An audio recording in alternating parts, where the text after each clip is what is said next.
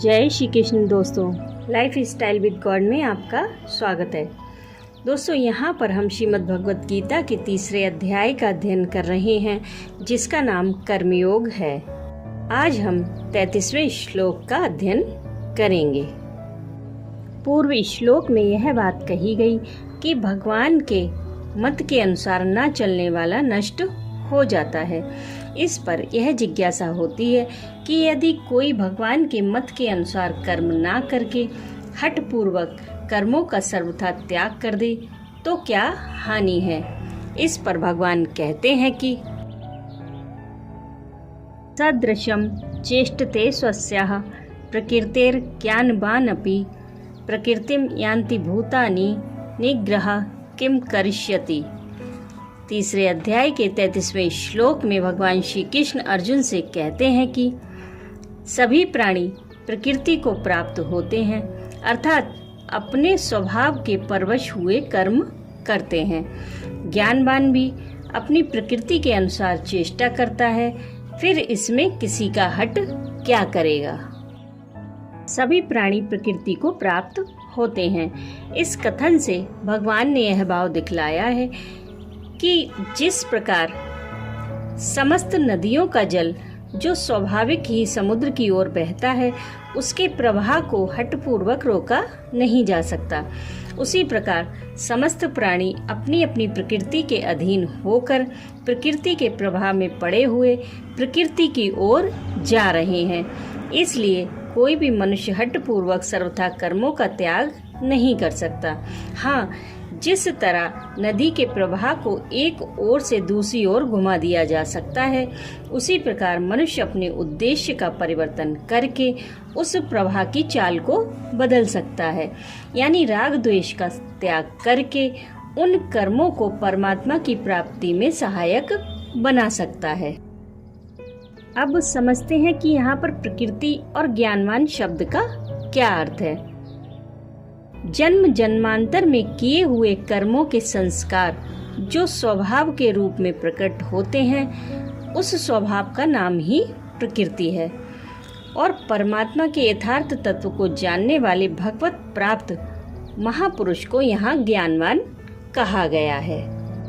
जब समस्त गुणों से अतीत ज्ञानी भी अपनी प्रकृति के अनुसार चेष्टा करता है, तब जो अज्ञानी मनुष्य प्रकृति के अधीन हो रहे हैं, वे प्रकृति के प्रवाह को हठपूर्वक कैसे रोक सकते हैं। ज्ञानी भी अपनी प्रकृति के अनुसार चेष्टा करता है। इस कथन से भगवान ने यह भाव दिखलाया है कि ज्ञानी का ना तो कर्म संस्कारों से किसी प्रकार का कोई संबंध रहता है और ना वह किसी प्रकार की कोई क्रिया ही करता है, किंतु उसके अंतःकरण में पूर्वाजित प्रारब्ध के संस्कार रहते हैं और उसी के अनुसार उसके बुद्धि, मन और इंद्रियों द्वारा प्रारब्ध भोग और लोक संग्रह के लिए बिना ही कर्ता की क्रियाएं हुआ करती हैं। उन्हीं क्रियाओं का लोक दृष्टि से ज्ञानी में अध्यारोप करके कहा जाता है कि ज्ञानी भी अपनी प्रकृति के अनुसार चेष्टा करता है। ज्ञानी की क्रियाएं बिना कर्तापन के होने से राग द्वेष और अहमता ममता से सर्वथा शून्य होती हैं। वे केवल चेष्टा मात्र हैं, उनकी संज्ञा कर्म नहीं है। अब मन में यह प्रश्न आता है कि क्या ज्ञानी के अंतःकरण में राग द्वेष और हर्ष शोकादि विकार नहीं होते, और अगर होते हैं तो उनसे उसका संबंध रहता है या नहीं रहता।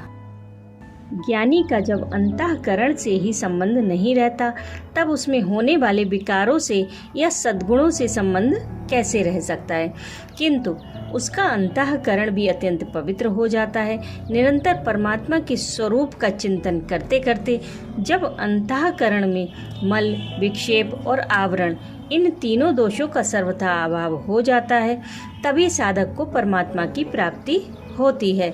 इसी कारण उस अंतःकरण में अविद्या मूलक अहमता, ममता, राग, द्वेष, हर्ष, शोक, दंभ, कपट, काम, क्रोध, लोभ, मोह आदि विकार नहीं रह सकते। इनका उसमें सर्वथा अभाव हो जाता है।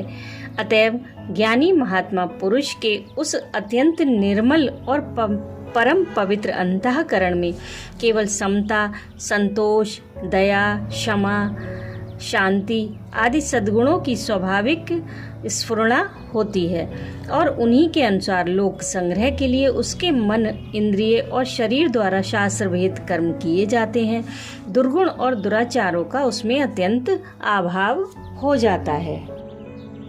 यहाँ पर मन में यह प्रश्न आता है कि इतिहास और पुराणों की कथाओं में ऐसे बहुत से प्रसंग आते हैं जिनमें ज्ञानी सिद्ध महापुरुषों के अंतःकरण में भी काम, क्रोध आदि दुर्गुणों का प्रादुर्भाव और इंद्रियों द्वारा उसके अनुसार क्रियाओं का होना सिद्ध होता है।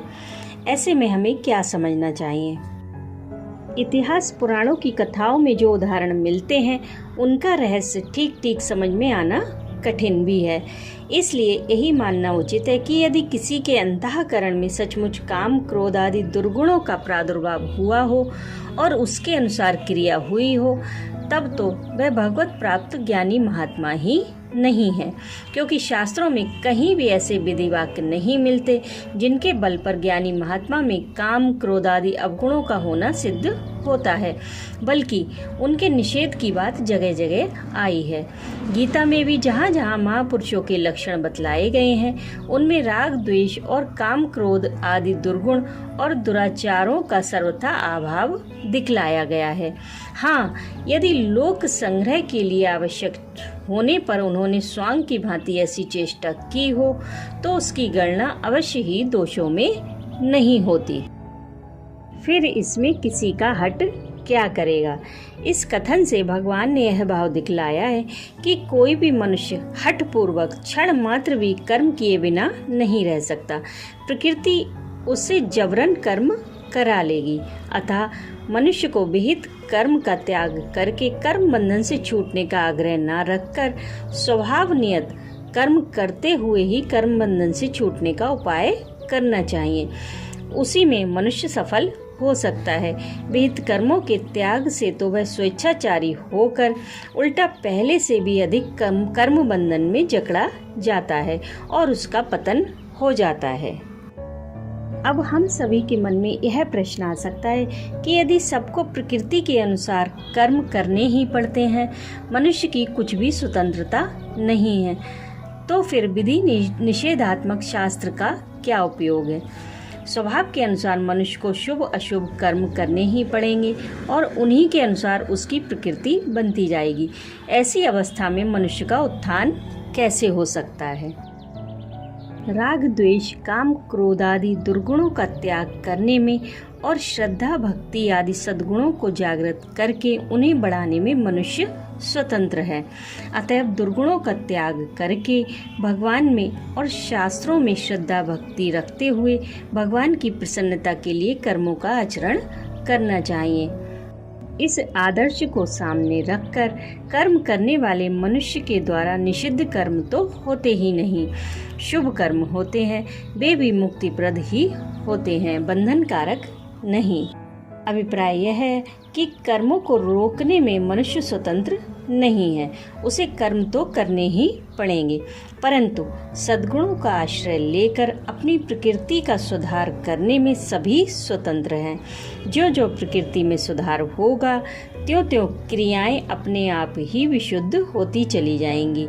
अतः भगवान की शरण होकर अपने स्वभाव का सुधार करना चाहिए, इसी से उत्थान हो सकता है। प्रेम से बोलिए राधे राधे।